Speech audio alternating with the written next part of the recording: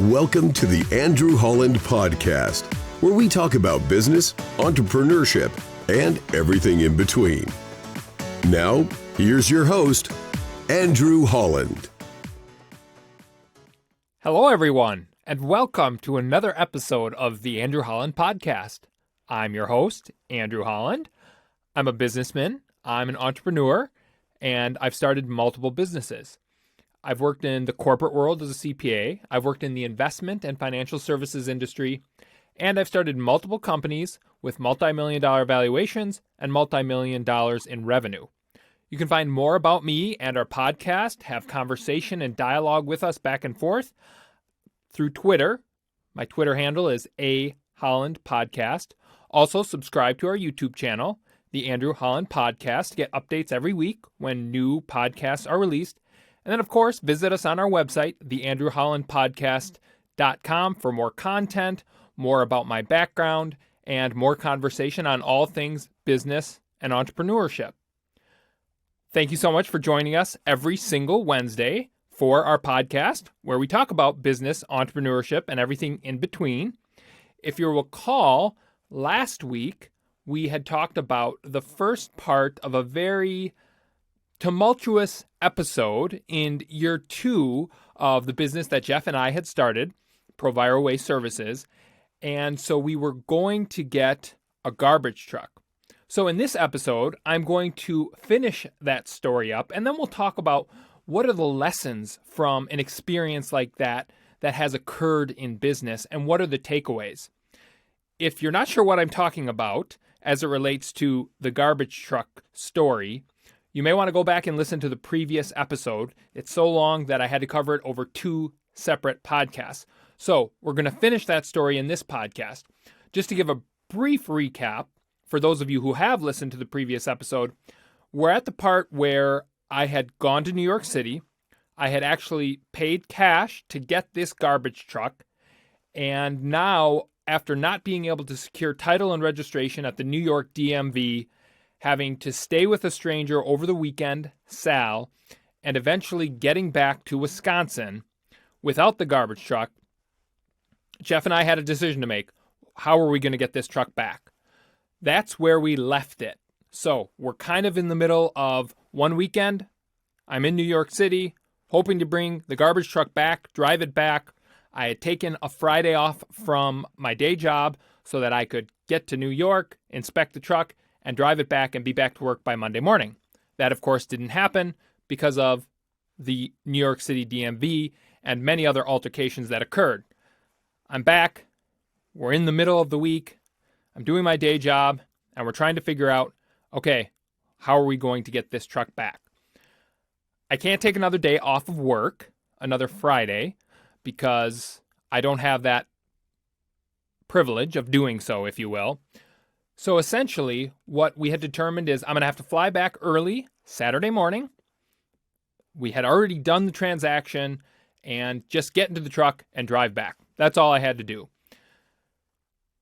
We solved the title and registration problem because I had the title from my first venture out to New York City. And so we were able to take it to a DMV in Wisconsin, get the truck registered in our business's name. And so when I flew back, it was appropriately titled and registered. I had a license plate, a temporary license plate that I could use. So when I make the trek back, if I have to pull over at a weigh station or if I get pulled over by a DOT to inspect the truck, I'm not going to have any issues on that particular front. Not, of course, that I want that to happen, but at least we have that covered. So we book a one-way ticket from Minneapolis. Again, we fly out of Minneapolis to New York City. It's the closest international airport to our hometown of Eau Claire, Wisconsin, where we are operating Proviro Waste Services, the garbage company. And I'm going to fly in early Saturday morning. I've got the title and registration, as I just said, and so I'm ready just to go there, have a nice, easy trip, get in the truck, and drive the truck back. Need to be back to work by Monday morning, just like was the case the previous week. I know I don't have to deal with the New York DMV. I know that I have the truck. I know that I'm going to be able to drive it back. And so I'm expecting a lot less hiccups on this second trip. And of course, I need a lot less hiccups because I don't have the benefit of that additional day of Friday, which I had the week before. So I get on the plane, going through airport security, don't have cash on me again, thankfully, so it's a much smoother process. I get to New York City. I get a cab to where the garbage truck was last left, sitting on the curb somewhere in Queens, New York. And it hadn't moved since the weekend before. And I'm ready to jump into it. I had the keys and just start driving. Well, when I get there, I look at the garbage truck and I realize that under the windshield wipers are a big stack of white paper. And I'm thinking, what in the world could this be? This truck had been sitting on this exact curb for the past 6 months, as Sal, the seller from the previous weekend, had told me. Really hadn't moved. Once they had repaired it, and then they were trying to sell it. And garbage trucks don't sell quickly, so it wasn't abnormal for a truck to sit around for 4, 5, 6 months. And in this particular area, there didn't seem to be any reason why it couldn't stay at the curb. So it was much to my surprise when I got there and I looked under the windshield wipers, I had 5 separate tickets. I'm thinking, how in the world can this truck sit here for the better part of 4 to 6 months on this curb, have no issues, get no tickets? And Sal had confirmed they didn't have any issue with it being parked there because that was one of my concerns. When I left New York City the previous weekend, what was going to happen to the garbage truck? He's like, oh, it'll just sit there. It's been sitting there for 4 to 6 months. I don't remember whether it was 4 months, 5 months, 6 months. No issues. You're not going to have any problems with parking. So when I get there and I see all these tickets, I'm like, what is going on? And I'm like, this is just my luck. If this is how this weekend is starting off, I can't imagine what the rest of this trip is going to entail. Again, I want to back up for you and put you in the scenario or the case of where we're at. We're year 2 of the business. We desperately need this truck because our first truck, which was even cheaper than this truck cost $16,000. Our first truck was around $9,000 to $10,000. And we have a whole group of customers that are relying on us picking up their garbage and recycling every single week. And as you probably would feel, and as I feel, if my garbage and recycling don't get picked up, especially during the summer when it's 90 to 100 degrees, it gets smelly, customers get frustrated. We were having a lot of issues with truck number 1 because it was so old and it had gotten us to where we needed it to get us, but we needed some backup. We needed a more consistent truck that could reliably do our routes every week. And so that's why we were getting this truck from New York City. And so we needed this in the business. We couldn't continue operating and providing the level of customer service and the quality of care that we wanted to provide to our customers without having a more reliable truck. So this wasn't just a truck we were getting for fun or just for backup. This was actually going to become our primary truck.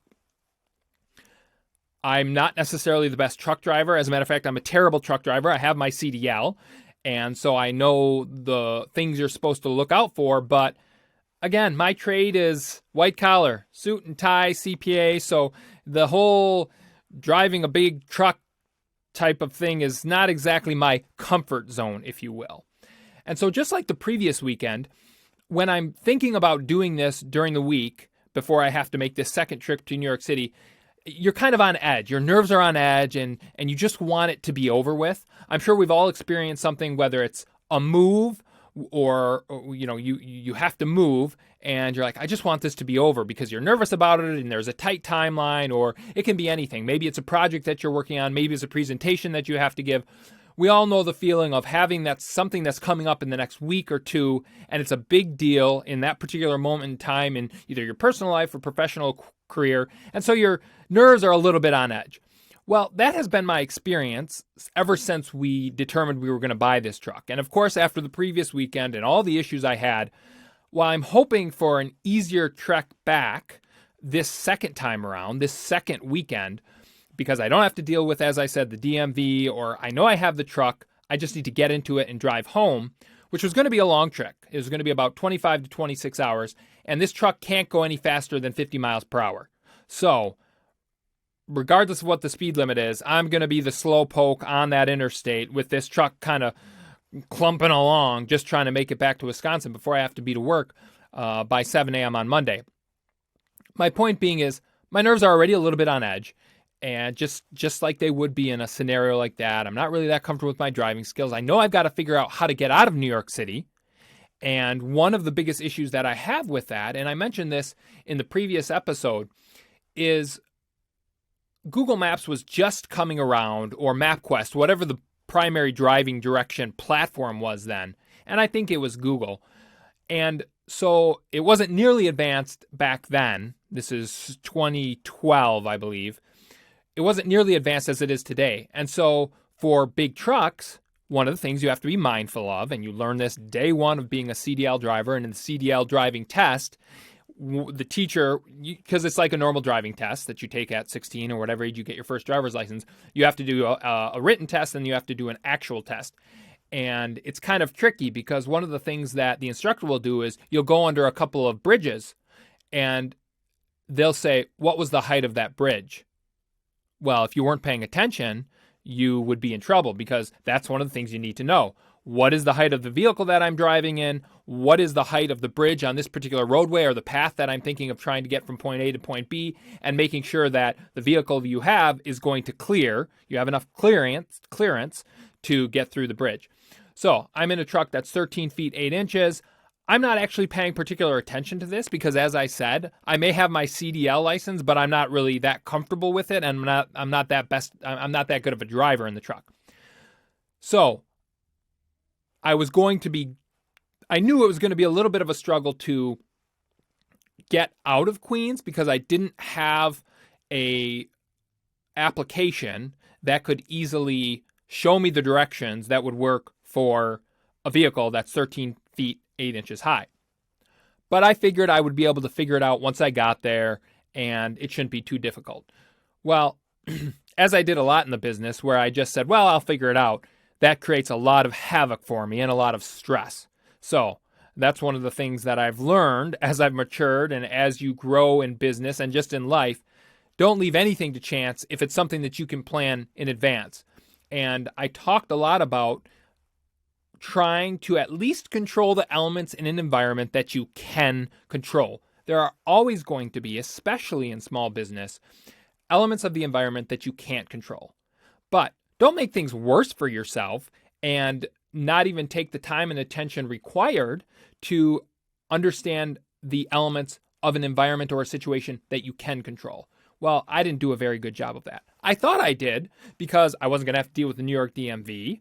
I knew that I had it titled and registered. That wasn't going to be a problem. So in my mind, I just need to get up, take my flight, get into the truck, and drive it back. And I knew that once I got out of New York City, out of all of the mess of traffic, it wasn't going to be that bad of a trek back, or so I thought. It wouldn't be that bad. The interstates are great in this country, and I knew my way back from that perspective. So I just needed to find my way out of this metropolis known as New York City. And again, I'm sitting in Queens. So I should have planned better. I didn't, but I didn't think it was going to be that big of a deal. That sets the stage. So getting back to the tickets. I saw these tickets. I'm already frustrated with the entire state of New York because of my experience with the DMV last weekend. And whether my frustration and anger was well placed, probably not, because that's just, the rules are the rules. And there's not a lot of flexibility, especially as in government and bureaucracy, as we've probably all experienced. And they're often there for a reason. So when I get these tickets, I didn't do what I should have done. I should have kept them. I should have gone home. I should have called the department and tried to work something out. They totaled upwards of $300. And so, of course, we're a small business. All of this experience that I've had the previous weekend, having to book a one-way flight back, that costs upwards of $700. Like, money and finances are very, very tight at this point. So $300 is a ton of money. $300 is a ton of money today. But in that scenario, $300, I'm like, we're never going to be able to afford these. This is one of those situations where doing the right thing, which, as I said, should have been keeping the tickets and trying to find a way to handle them and paying them. I'm a man of faith, and we're supposed to render to Caesar the things that are Caesar's and to God the things that are God's. Well, I did not render to Caesar the things that are Caesar's, as I should have. So I did the wrong thing in this scenario. And it doesn't matter. I could justify for a million reasons why it was okay to do what I did, which was I took the tickets, looked at them, thought for 5 seconds, ripped them up, threw them in a garbage that was nearby, and said, they'll never be able to track this down because the truck's not registered here. They don't even know where the truck's going, and they'll never see it again. I recognize that was not the appropriate thing to do. That is what I did. So I'm able to admit the mistakes when I do wrong. That is not how I should have handled it, but that is how I handled in that particular point in time. And were I to try to go back and fix it now, I don't know that the city would ever find those tickets from 12 or 13 years ago. So I get the tickets. As I said, I rip them up. I get in the truck, turn the truck on. Thankfully, it turns on, and I'm ready to take my trek home from Queens, New York to Eau Claire, Wisconsin, about 25 hours. It's July. It's very, very hot out. The truck, of course, does not have air conditioning, and I know it can only go 50 miles an hour, but that's the nature of the beast. I needed to get this truck back home so we could service our customers, and that's my exclusive focus. It's often very helpful to have that singular focus because it allows you to push through even the most challenging situations. And I was experiencing that with this whole episode of trying to buy a truck in New York City and trying to get back to Eau Claire. Every single altercation or problem that I ran into, I was so in the zone on I need to get this back because I've got to service our customers, and this is the lifeblood of our business. And if we don't do this, we're not going to survive. That being in that zone helped me kind of block out the minutia of all of the stresses and the details, at least to a certain extent. Obviously, I told you last weekend, after the whole DMV and not being able to get it, I was pretty exhausted and kind of defeated or beaten. Well, this weekend I was a little bit more ready because it was supposed to be simpler. To that same point, though, sometimes when you're singularly focused, you don't necessarily pay attention to all the details. And this hurt me in this scenario to a large degree because now I get this truck and my directions, I just punch in to try to get to somewhere in Pennsylvania so that I can get out of, as I said, this metropolis in New York. That's all I want. I just want to get on the freeway and be done. What I quickly discover is I get lost in Queens. And I don't even know if I was still in Queens because what would happen frequently is I would go in one direction and I would get turned around. And then I would realize following the signs that said no big trucks or bridgeway ahead that's not large enough to get a 13-foot, 8-inch truck through it. And so I couldn't find a route out of there. I was literally lost, and I went in circles, and I don't know how many miles I traveled. But what ended up happening, somehow I got myself in the scenario where I was on a 6 or 7 lane highway, packed. I mean, this thing is packed. It's 100 degrees out, and for those of you who have visited New York City in July, it's hot and it's humid. The truck doesn't have air conditioning. I'm out of my water, and I distinctly remember sitting on the highway and thinking to myself, I'm sweating profusely, thirsting, and this is probably about an hour and a half from when I got the truck started, and I'm on my trek home, and thinking, how am I going to get home? Everything I punch into my phone, and they were flip phone. I don't know what they were. I don't even know if my flip phone gave me directions or how I was getting directions so long ago. Maybe I had a very early on smartphone. I don't know. I don't remember what the phones were like in 2012, but none of the things I was trying to accomplish with my electronic devices were working for my garbage truck. Had I been in a vehicle? Oh, no problem. I would have been able to go anywhere. But again, as I said, there's a lot of restrictions. And then there's certain roads where you don't have height restrictions, but you have weight restrictions. Well, this is a truck that is over 25,000 pounds empty. So you can't go on, there's road restrictions because some roads can't handle heavy trucks. And so if it wasn't the height, it was the weight. I'm in the 6 or 7 lane highway, stuck in traffic. We're inching along, literally inching along, because although the speed limit's likely upwards of 65, it's so packed, and for those of you who have been to New York City or any big metropolis in the United States on a Saturday, I don't know if there was a game going on or what the reason for the tremendous traffic was, but it seems to be that way every weekend in every metropolis I've ever visited. It was just incredibly slow. And I remember looking ahead, and for those of you who are familiar with New York City, and I'm not that familiar with New York City, I've been there many times since this episode, but I remember being on the highway, looking ahead, and I see a bridge. And I know, and I don't even know what bridge it is. Again, for those of you in New York City listening, you're probably laughing at me because you know exactly what the bridge is. But I know that Manhattan is on the other side of that bridge. And I distinctly remember telling myself, Andrew, if you get across that bridge and you get into Manhattan, you are never getting this garbage truck out of here. I thought Queens or wherever I was at this point after going around in circles and being lost for an hour and a half, I thought that was bad. Oh, I knew, because I had been to Manhattan once on a training trip for Ernst & Young, I knew if I got across that bridge, which was 2 or 3 miles ahead, and stuck in Manhattan, I would never get out of there. So at that point, my entire focus changes from trying to get this back to Eau Claire, Wisconsin, to just baby steps. How do I ensure I don't cross that bridge and I don't get stuck in Manhattan? So I am looking for any turnoff that I can take to try to find an alternate route. Well, in the midst of my focus on trying to prevent crossing that bridge and going into the busy area of Manhattan, I'm not paying attention to my gauges on the truck. And we're all familiar with gauges in a vehicle or in a truck or whatever the gauges are. And one of them is a temperature gauge. And I don't remember if it was the oil temperature or the water temperature. I believe it was the water temperature. But because it was so hot, because we were so packed on this highway,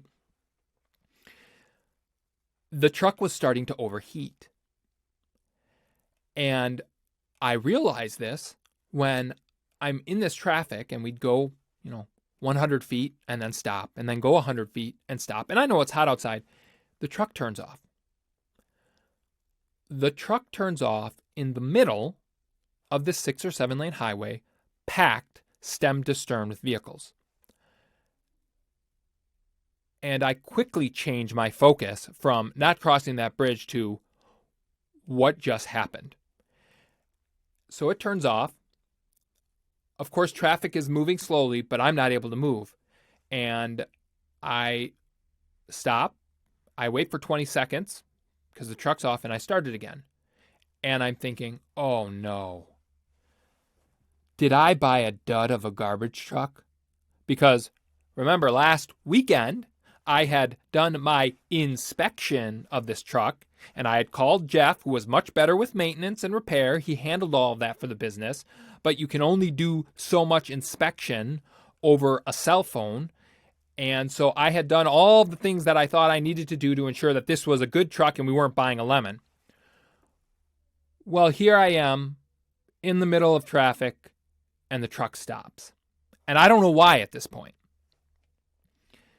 And mind you, I'm already on edge. My nerves are on edge because I've been going around for an hour and a half and I'm just trying to find a way out. I just want to get on the interstate to get back to Wisconsin. Is that so hard to ask? It doesn't seem like it should be that difficult. And looking back now in year 2023, it's like, why is this such a big deal? But things were so different back then in terms of driving directions and the availability of being able to find what you need in a large, heavy truck. And so I realize that I may have a bigger problem on my hands. Either I just bought a truck that's a complete piece of garbage, or something's going on and I'm going to need to diagnose it right here on this extremely busy intersection. So after it turns off, completely catches me by surprise. I'm no longer looking 2 to 3 miles ahead of me and looking at that big, beautiful city of Manhattan with fear in my eyes of ever getting there with this big, giant, monstrous vehicle that I don't even know how to drive. And it quickly turns to, how do I get this thing moving so I'm not holding up traffic? And of course, if you're stuck in traffic and you're not moving, everybody's already frustrated because it's extremely hot and everybody's trying to get somewhere and everything's moving so slowly. People are honking and beeping, and that just sets my nerves even more on edge. But I got to figure out what is going on.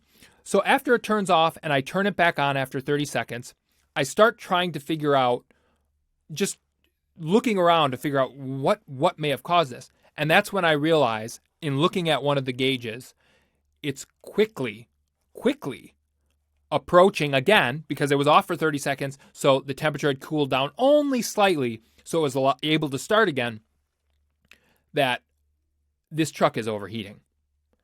And I don't know if there was a radiator issue. I don't know why it was overheating, but it was overheating. And I'm just drenched in sweat because not only, as I said, was it hot, but I'm just so worried. Like I'm just, the situation and everything, and it's quickly not going to be an easy weekend, and it's quickly becoming very evident to me that that's the case.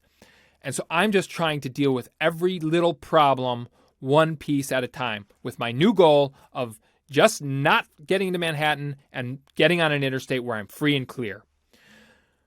So what I determine is, I call Jeff and I say, Jeff, this truck is overheating. What do I do? And he said, well, check this or do this and do that.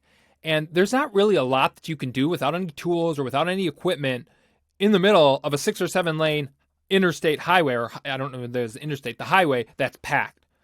So what we determined was, every time we would move 100 feet in traffic, I would turn the truck off, let it cool down. Then when it was time to move again, or there was another 100 to 200 feet in front of me, I would turn the truck back on and move forward.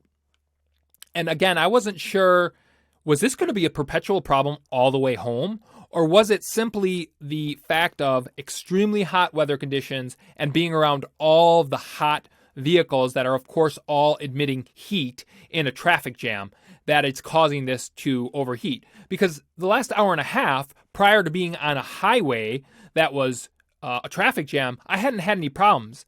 Now, I wasn't paying particular attention to the gauges as I should, but my truck wasn't turning off, so I know that I hadn't had any problems. And so I was hoping that this was merely a result of the situation in which I was in. And if I could just find my way off of this highway, away from all of these hot vehicles, where the truck can move more frequently, because that's part of the issue, right? If you're stuck and you're only moving and then you're stopping and then you're moving and then you're stopping, the truck's not able to cool itself down. Whereas if I'm on an interstate and I'm going 50, okay, you've got wind going through it, all of the radiator is working as it should, things are less likely to overheat. The water temperature, I believe, in this scenario.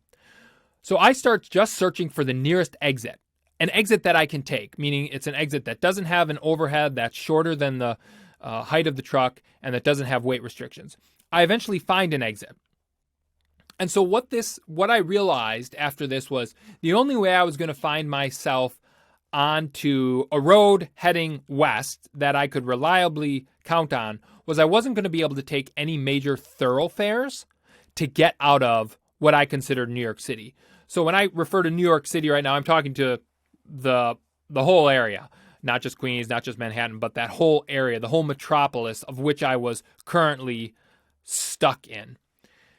And so I started taking a number of side streets, if you will, to try to find my way to whatever interstate, and I don't remember, whatever interstate got me out of New York into Pennsylvania and on my way home. And as I'm going through side streets, of course, it's a lot slower. And I had wanted to be out of New York within a matter of an hour, and I thought that was possible. Well, now we're going on the better part of 2 hours and 15 minutes because of the whole traffic incident and because of the overheating incident. But I eventually find an exit and I find side streets. But I'm just trying to find signs that will help me navigate to the interstate with a truck of this size, both in height and in weight. Now, the signage was not that good back then, or at least as I recall it wasn't, and I had already basically given up on trying to use any electronic device to give me the driving directions because it just wasn't meant for this vehicle. Great for cars, but terrible for this. A few times I stopped at a number of, or did I? I don't think I stopped. I tried to stop at like a donut shop or something and ask for directions, but no one knew where I could go that would be appropriate or for sure a reliable way with this truck. Well, I end up on a street that, or I shouldn't say a street, but I would say it's probably maybe a highway. It's not a highway where you go 65 miles an hour, but one that you can go 45. And it's a it's a 3-lane, one direction type of street. And I'm like, okay, the clutter seems to be dissolving. There's less traffic. I believe I'm heading in the right direction at this point. I think I might be making some progress. So I remember distinctly going through a roundabout or an intersection where 4 different directions were converging. I get onto this one-way highway, I'm going to call it, and it's 45 miles, and I'm like, okay, all the cars are going this direction. I think I'm heading west. This is going to get me where I need to go. And so I'm driving. I'm about 1.5 miles in, and all of a sudden there's a tunnel in front of me. And it looks like a pretty deep tunnel from what I can see. And I'm like, okay, that's no big deal. I thought that I looked at the clearance, but I clearly did not. Because what happens is I go in this tunnel. All of these cars are going by me on the side. You know, I'm a truck, so I'm going a little bit slower than normal traffic, 40 to 45. Everybody's going 55, 60, just zooming by me. And we go into this tunnel, and I'm kind of happy as the day is long at this point because I feel like I'm on my way out of town, headed in the right direction. Well, I quickly realized that as I continue down this tunnel, something is changing. And I feel like the environment is getting smaller. Well, that's because it was. This tunnel may have started at 15 feet high, but it was getting smaller and smaller and smaller. And the second I realized that this was occurring, because it happened rather rapidly, I slammed on my brakes because I could tell that it was decreasing very quickly. And by looking ahead, there was no way that my truck was going to fit through. I don't know what it got down to. My guess would have been 10 or 11 feet, but I knew it wasn't going to fit this truck. And you know how when you go, sometimes you go to a car wash and it says, okay, you have 7 feet, 2 inches of clearance. And you look up and you're like, boy, I don't know if my car is going to fit. But if you got out and you looked, you actually have a foot. Well, that's how it felt. So and that feeling was growing even more. I already felt that it was too short, even though I probably likely had a foot. So I slam on my brake. And just as I stop, and of course there's vehicles behind me,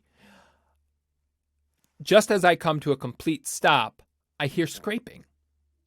And I'm thinking, holy smokes, am I hitting the top of the vehicle already? Am I going to... Before I stopped, it was decreasing. The height of the tunnel was decreasing at such a rapid rate that I wasn't sure that I was going to be able to stop in time. And all of these thoughts went through my head. You know, if you've seen a garbage truck, it's got a big box on the back. And I thought at that point that was my highest point. And I said, what happens if I take out this tunnel? If that box hits this ceiling, does that rip off my truck? Do I crash the tunnel in the ceiling? And of course, it's happening so fast that I don't know what's going to happen. And all these crazy, your mind automatically goes to the worst because you're in this situation. It's happening quickly. And again, this isn't a street where there's nobody around. There are cars flying by because people are going where they want to go and they're going 10 to 15 miles over the speed limit. And here I am in this truck slamming on my brakes, not having a clue what's going to happen. But I realize something very bad is going to happen because this truck does not fit through this tunnel. And so when I hear this scraping as I start to come to a halt, and this was probably at 10 miles an hour, I am just beside myself. I thought I was sweating before when it was overheating. At this point, I feel hopeless and helpless because there's nothing I can do. I can't make it stop any faster, and I hope I'm not about to destroy this tunnel or destroy this truck. So I hear this scraping. I eventually come to a stop. I get out of the truck, and I look up to see what damage I did. And this is the good news.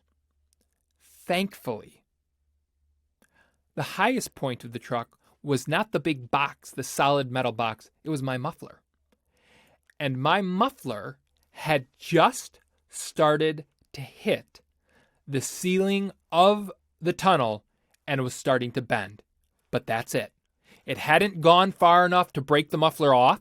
It hadn't gone far enough to close the muffler in on itself where it wouldn't be able to release the exhaust, but it was just starting to bend. And that was the scraping noise that I heard. In that moment, you have to appreciate just the little elements of graciousness that you've been given. I was so relieved that that's all that had happened. Because when we're stopping, and I'm seriously thinking that the box of my truck is going to either take out the tunnel or I don't know what's going to happen. And I've never looked up YouTube videos of semis or large vehicles going under a tunnel or a bridge that isn't big enough. I'm sure they're out there, but I can only imagine the damage that would happen. And I don't know if the truck would give way or the bridge would give way. It'd probably depend on the strength of the bridge and the strength of the truck. But I was thinking to myself, I'm in big trouble. Now, I had two immediate thoughts then. My first thought was, you would think my first thought would be, oh boy, if I wreck something, the authorities and the Department of Transportation, I'm going to be in a mess. And they're going to wonder, what is this kid driving a CDL truck and going through this tunnel that doesn't fit this truck, and they're going to suspend my license. And I need this for the business. That was not my first thought. That was my second thought. My first thought was, Jeff is going to kill me. Because we both knew that my skill set in driving these large trucks was not exactly that great. And so I was certainly on edge because of the whole experience and the trip and me having to drive it back. Jeff was on edge.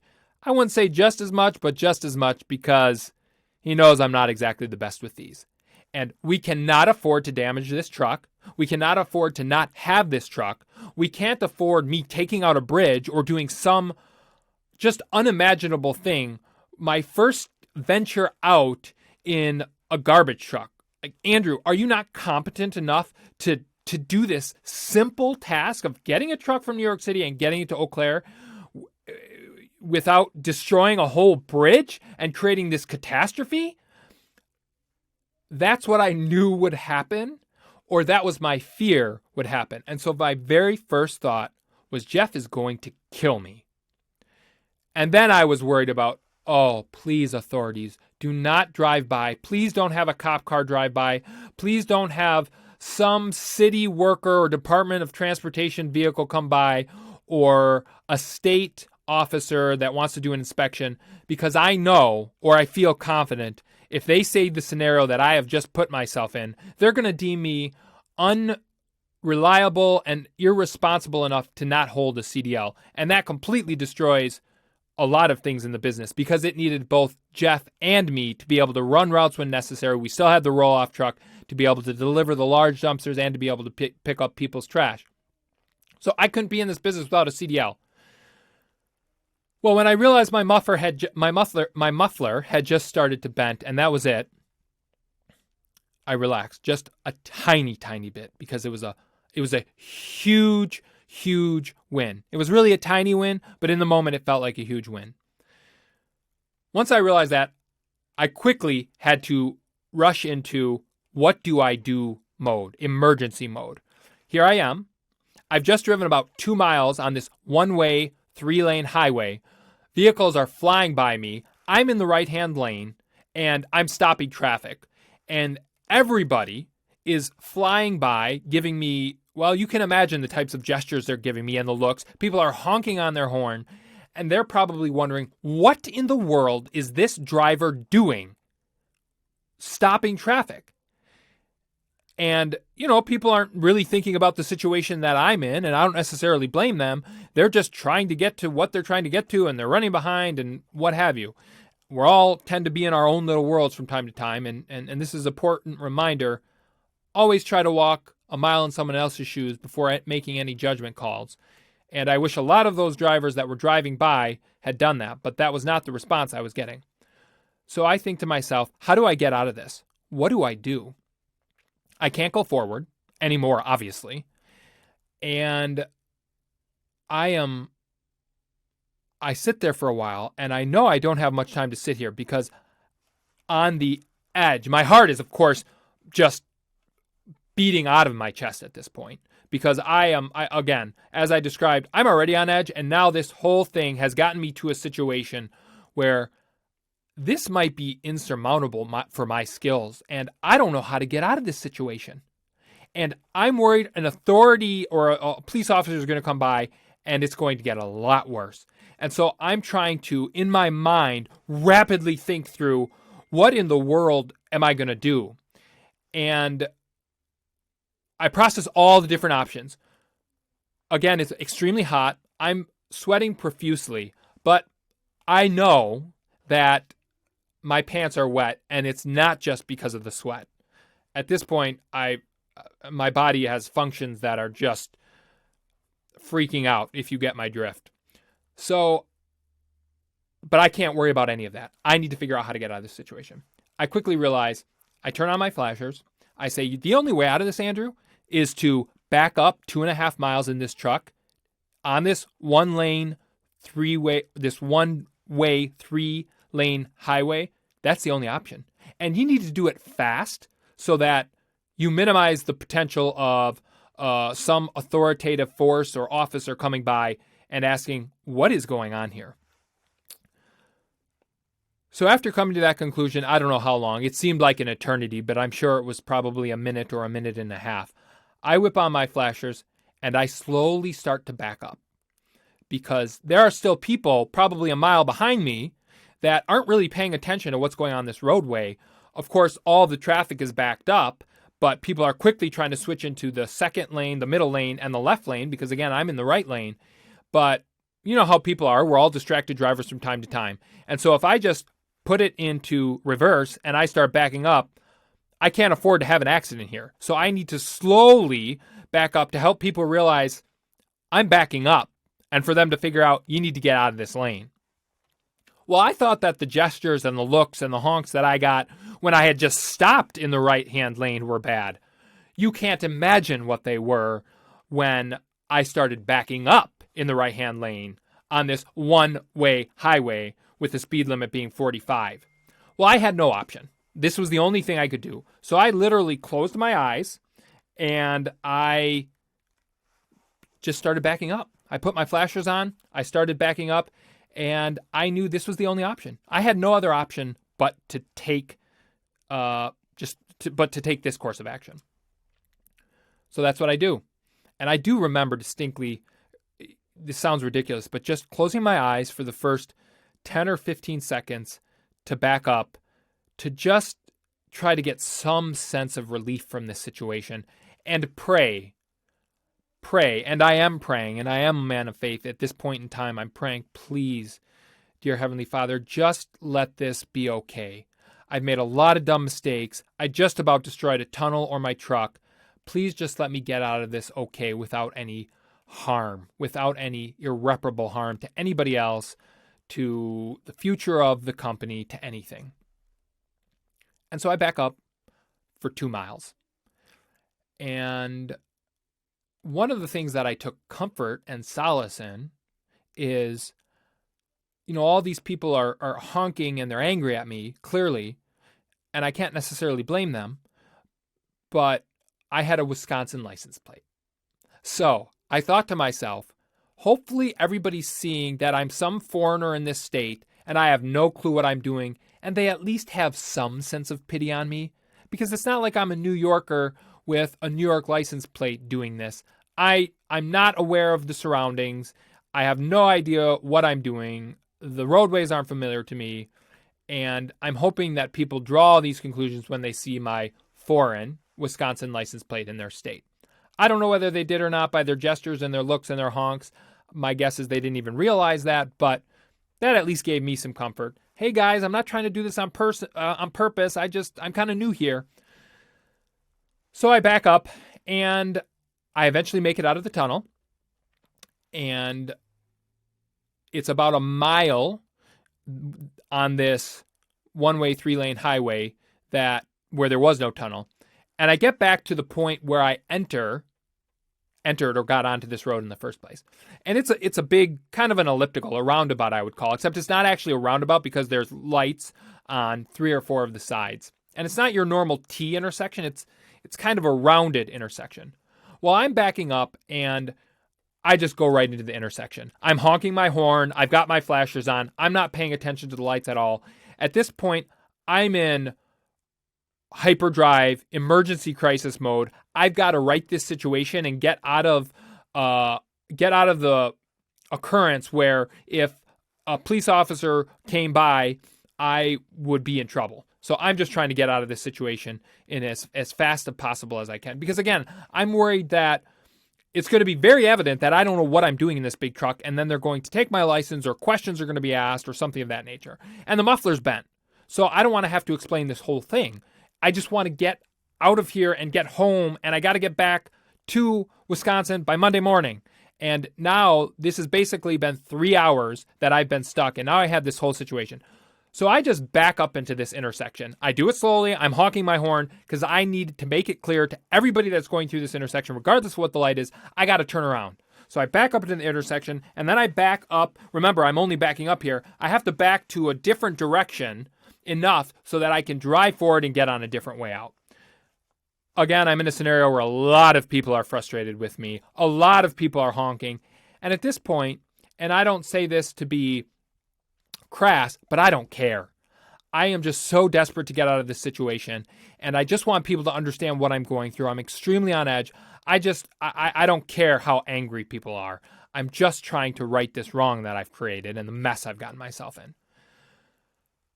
So, and sometimes when you go into hyperdrive, your inner emergency just takes over and you just do what needs to get done without even thinking. And that's really the mode I must have been in. I remember all this, but I don't really remember at this point, after backing up for 2 miles, actively, consciously making decisions. My body is just taking actions and just doing what it needs to get out of this. It's like fight or flight, right? Well, I'm in a fight and a flight mode, and I'm fighting and fleeing all at the same time, and my body's just doing it without my mind even being able to catch up because I'm just so nervous about the whole situation. I back up into this intersection, I turn into a different direction, and I get on a road, and it's more of a side road. It's like 30 miles an hour where I'm going past little shops and villages and towns, and I'm out of that situation. The rest of it from that point really is a blur after that extremely traumatic experience.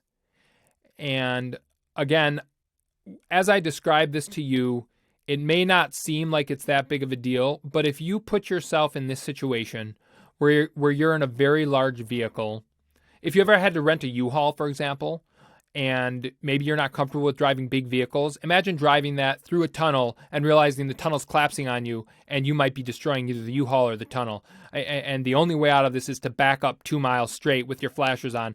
You can start to, if you put yourself in that situation, and a U-Haul is a lot easier to drive than a garbage truck, let me tell you. If you imagine putting yourself into that situation and in a conglomeration with all the other experience that I've just had, in a traffic jam, my truck overheating on and off, not knowing whether I got a dud, just trying to get out, just trying to find a way out of this stinking city so I could get home. You can imagine the level of stress and how on edge my nerves were. My point in saying that is the rest of it is really a blur. How I got out of that, how I got out and eventually found my way on the right road, I have no idea. But I remember one distinct thing after the whole tunnel collapsing incident. I remember eventually getting on the appropriate interstate, heading west, and I know I'm heading west now and I'm in the right direction. I'm pointed in the right direction. And I remember taking the first exit I could find. It was a relatively abandoned exit. There were trees on both sides, and there was a sign that said there was one gas station if you took a right about half a mile.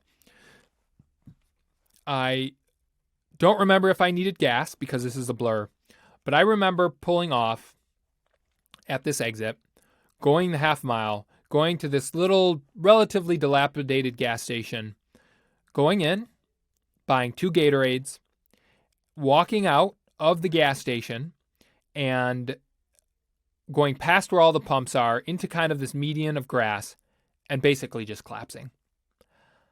Just collapsing. And I don't mean collapsing physically where I had a heart attack or I had a aneurysm or a stroke. I mean almost a panic exhaustion collapse. And I just sat there in the median. And it wouldn't surprise me if I was crying because I knew I was out of this situation and I didn't have the benefit over the last 3.5 to 4 hours of really letting my nerves kind of relax from the stress because everywhere I turned, I was on edge and I couldn't find my way out. And I still, when I think about it, in my bones, remember that distinct moment of just complete exhaustive relief. The collapse, I was dehydrated. I knew it was over. I knew that I had found my way out and the trek home should be a lot easier. And so, in spite of the constant time pressure, because I was 4 to 5 hours behind schedule in getting back to ensure I was there for work on Monday, I knew that I was in the clear. And so my body, and if you've ever experienced a very high stress, high tension, extended period of time, and then getting to the end of it, maybe it's a huge court case if you're an attorney that you've been preparing for and it's over, or maybe it's, again, it can be a huge presentation or whatever it is, maybe a huge sales pitch. That's what this was for me. And I just collapsed. And all of that anxiety, all of the reality of what had just happened just was released. And I broke down. I broke down, for lack of a better way. And I remember just downing those 2 Gatorades, just sitting there on the grass with the truck next to me. I don't even know if I can tell you how to describe it unless you experience just pretty much thinking about my whole life and being so incredibly overwhelmed by everything that had just happened. But letting it all leave, all the stress, all the tension, just letting it go. Thinking to myself, the worst is over. What did I get myself into? And I distinctly remember being extremely thankful that in spite of all of the mistakes I had made, in spite of how bad the last 4 hours could have gone, the truck breaking down in traffic and maybe it never started again. Maybe the turning it off and turning it back on would ruin the starter, so I would be stuck again, but the overheat to try to solve the overheating problem. Not getting out of New York without creating either getting pulled over for being on a road with overweight, or and then to have it culminate with bending my muffler, but not having damaged the bridge or done any significant damage.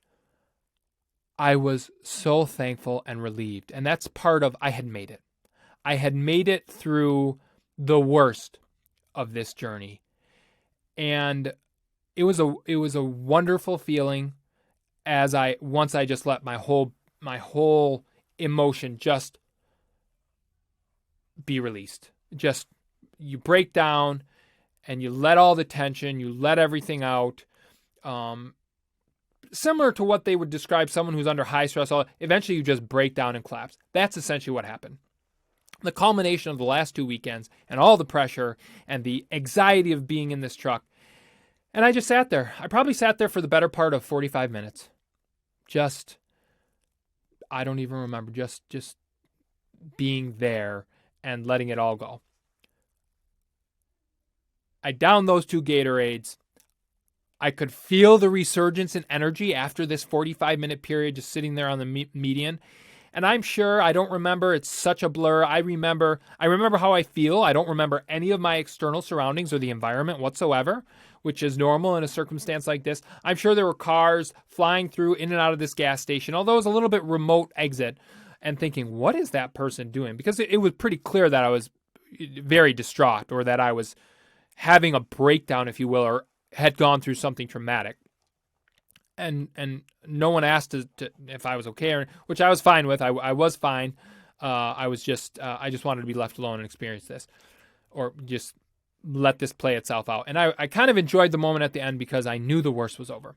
But after drinking the Gatorade, rehydrating, knowing, okay, now I just have to stay on the interstate, follow the signs, and the signs on the interstate are far better, and you don't have to worry about, far better than in metropolises, especially for big trucks. Almost all semis run on the interstate, so I knew I shouldn't have much of that problem. My only concern now was, please don't get pulled over at a weigh station by a DOT officer, because I think this truck can pass inspection, but I'm not sure that I could walk it through with them, because you're supposed to know a bunch of stuff on the truck, and I really know nothing. So I know I still have that, but in my mind, after what I just experienced, the worst is over. And the worst was over. I got back on the road. I got on the interstate. At this point, the only thing I'm fighting against is time. I'm not fighting against the environment around me. I'm not fighting against traffic. I'm not fighting against trying to find the right route. I'm just fighting against time, because I got to get back by Monday before 7 a.m.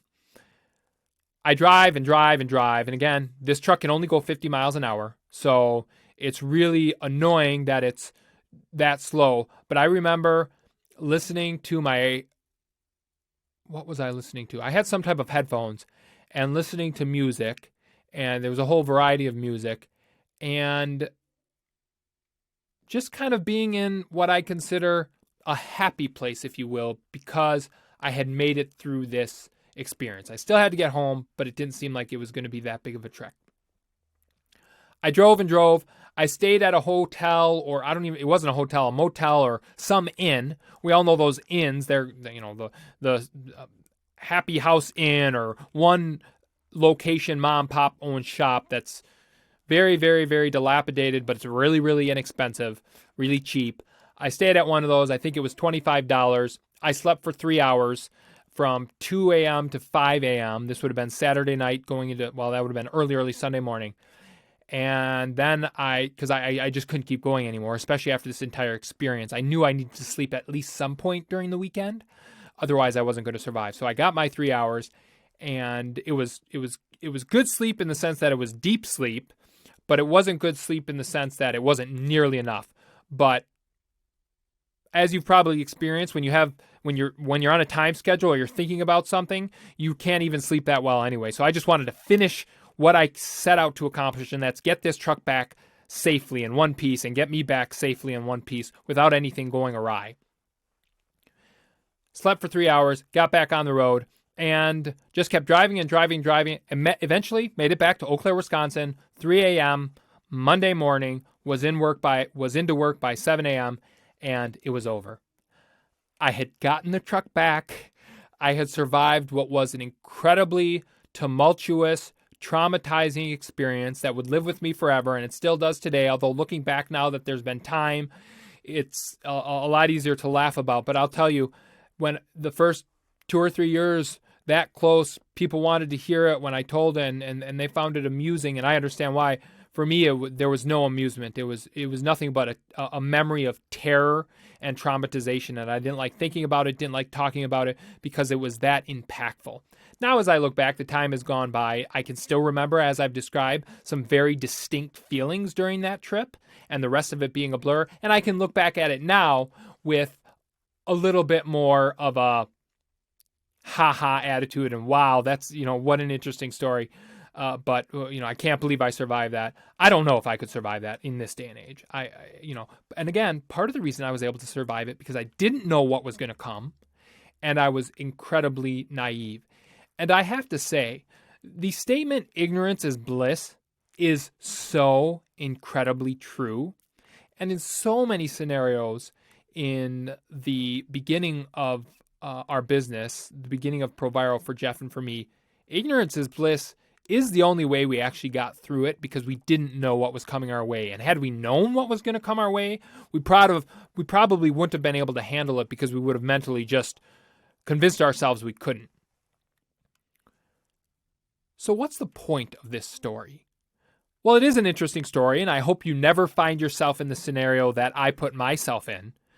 But I think the key takeaways when I look back and as we're talking about this, and again, as this podcast is about all of us sharing our successes and our failures and our mistakes and our naivete, we always, of course, what do we learn from it? We don't want to repeat those same mistakes, and I don't ever plan on repeating this incident in my entire life.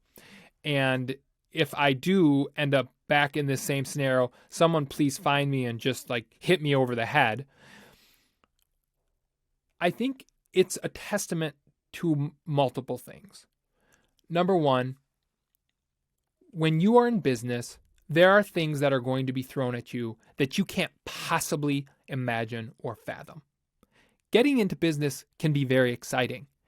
And especially those first few days when you're amped up on the enthusiasm of starting something, or maybe you bought a new company and you're 10 years into a business and you're excited, but it will eventually get very hard. And there's a lot of things that you can't anticipate. But you have to be ready, prepared to deal with anything that comes your way.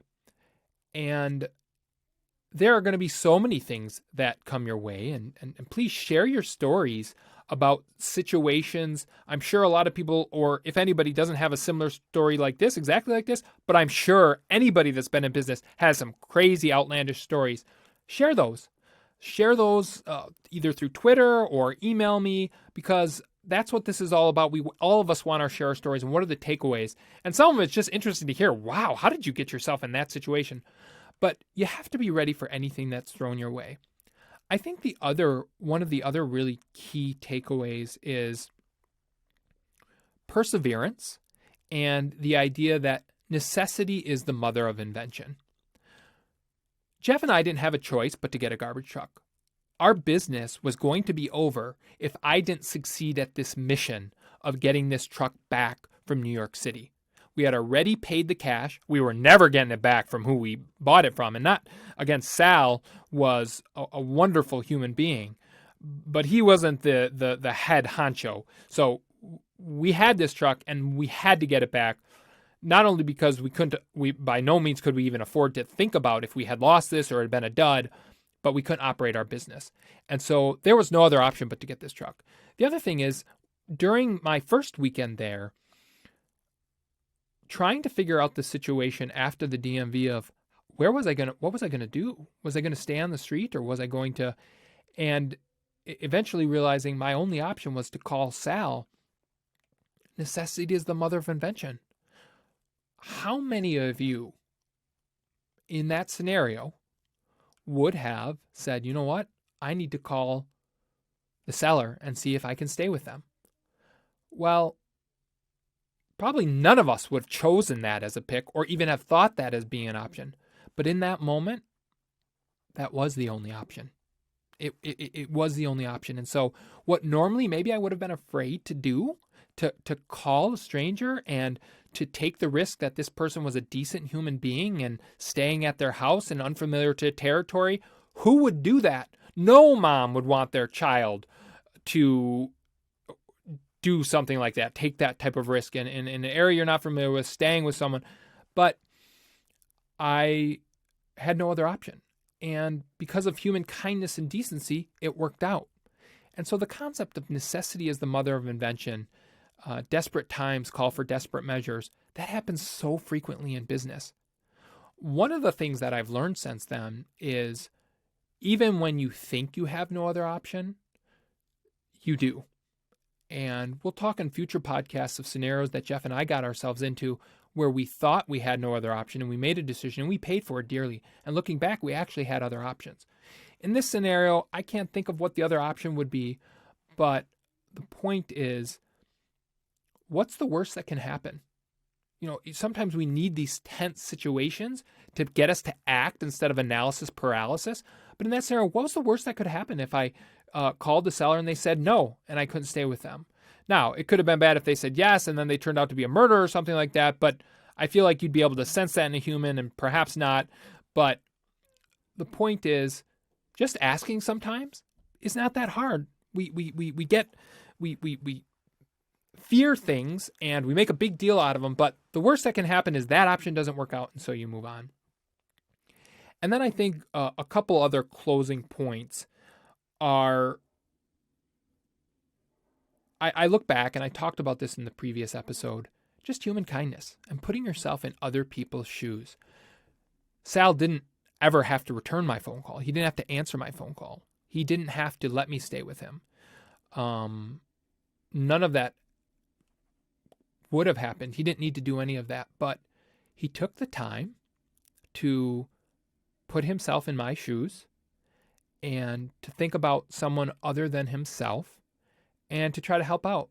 And I think there's a lot of people in this country that try to help out, but I think we all like to think that we're doing that, but I think this is a good lesson. And I think about all those people who went by when I was in the tunnel, and I recognize they have their own lives going on, honking and giving me the middle finger and other inappropriate gestures. And it's been a really good lesson for me to, before you make a judgment call on something like that, and we're not talking about right or wrong, we're talking about a scenario like that, think about someone else for 2 seconds and what is this person going through, or why is this happening?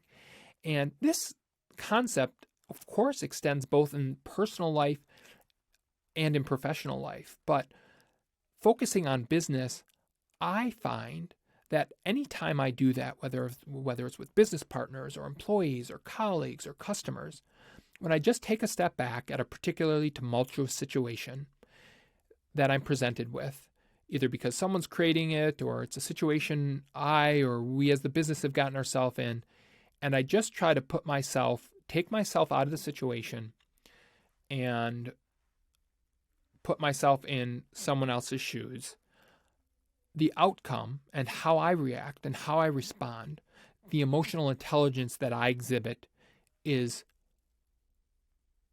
or results in a far better outcome than just focusing on myself and in the situation that I'm in and not thinking about what the other people around me have going on.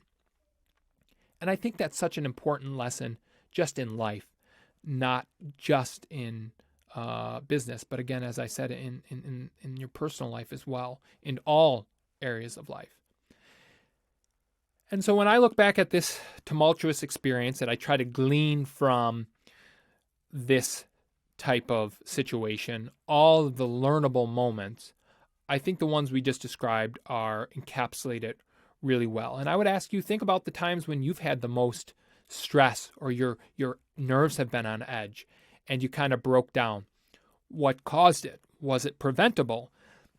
How did you deal with it? What did you learn from it? For me, again, looking back at this particular situation, it was such a crazy situation that we put ourselves into. And there were so many aspects of the environment that we should have done a better job of controlling. But again, we weren't experienced enough to know what to do. And we were kind of fly-by-night adventurers, if you will, and we just did what we thought we had to do. One of the things that I've learned as I've gone through business, piggybacking on that concept, is there's a lot of people who have done these types of things and made mistakes. Maybe not this exact story, but, and this is part of the reason I share a story like this, is reach out to me. Reach out to other people who are more mature in business, who are more experienced, who can act as mentors. Because I don't think there's enough mentorship in business anymore and in our general personal lives. There are so many people that are older and wiser than I am who have gone through very likely more traumatic experiences than this, although this one for me is one of the most traumatic experiences I've had.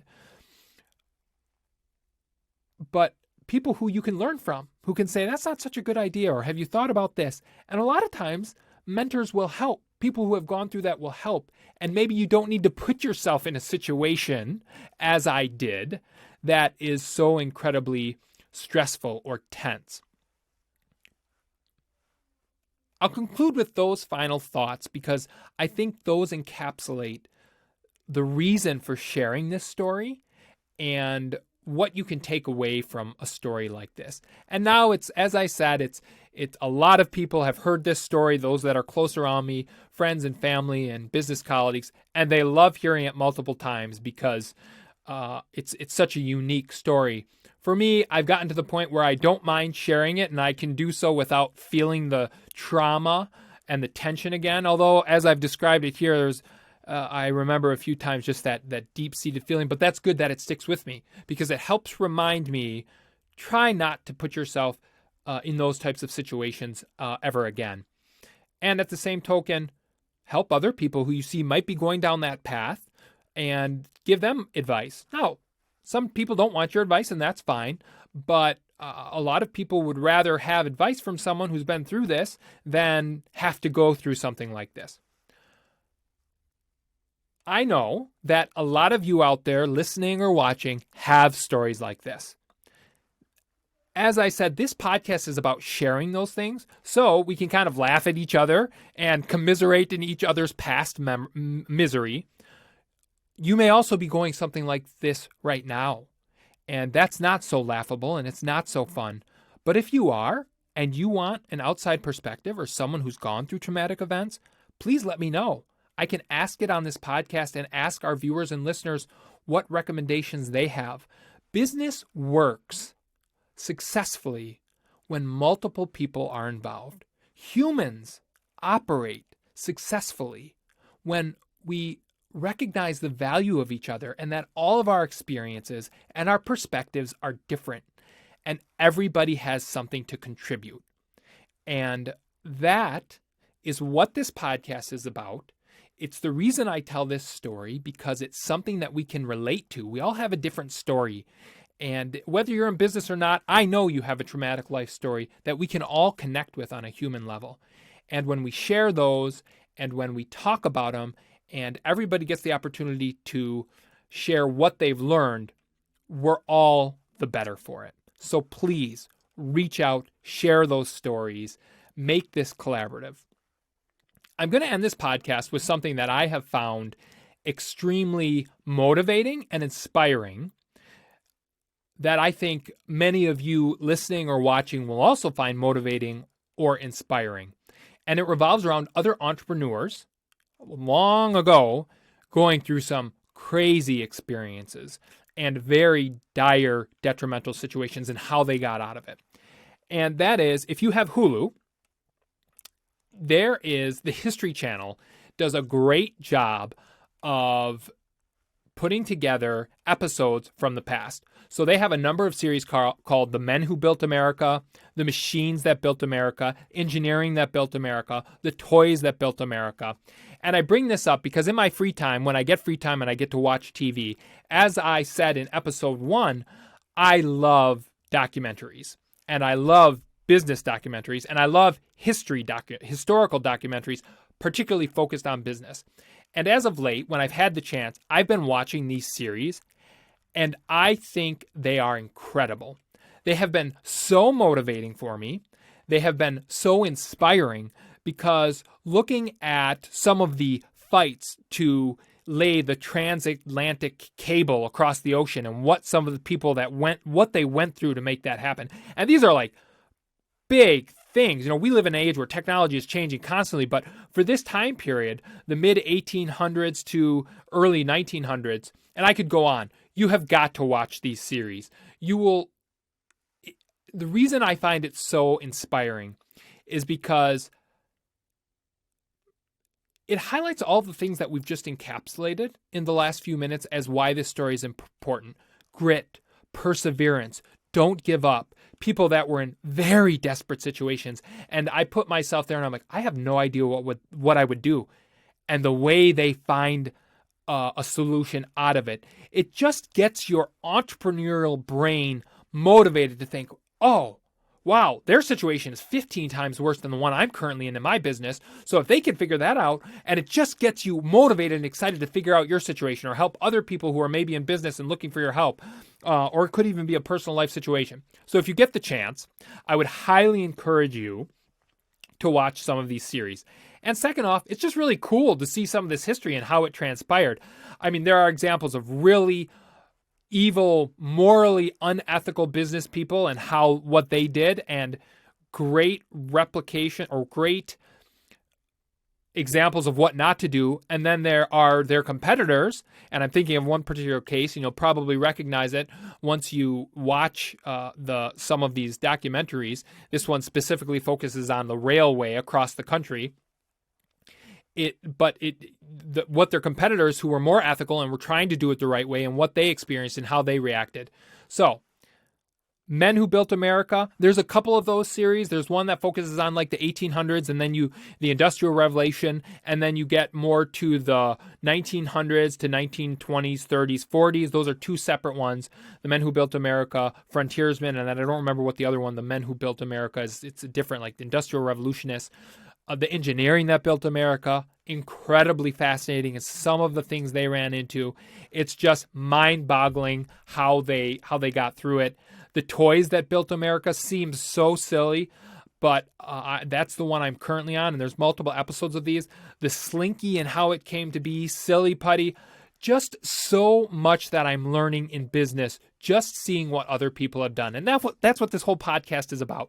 So I wanted to share that with you because I found it particularly motivating and inspiring, even though it's happened in the past. And we can always learn so much from history, and I think you will too. That's it for today. Thank you again so much for joining us for this week's episode. Please don't hesitate to reach out. As we've talked about, send me your stories. If you want to be on this podcast and you have stories to share with our listeners, please email me, andrew@andrewsholland.com. andrew@andrewsholland.com. You can also contact me through the website, theandrewhollandpodcast.com. Reach out to me through Twitter, @HollandPodcast. There's a myriad of ways that you can reach out to me. This whole thing succeeds when all of us are participating, sharing our stories, and being a collective group of business minds, having fun, sharing stories, and growing our businesses. Thank you so much for joining. Have a great rest of your week, and we'll talk again next Wednesday for another episode of the Andrew Holland Podcast. Thank you for listening to the Andrew Holland Podcast. Be sure to visit our website, theandrewhollandpodcast.com, for additional content on business, entrepreneurship, and everything in between.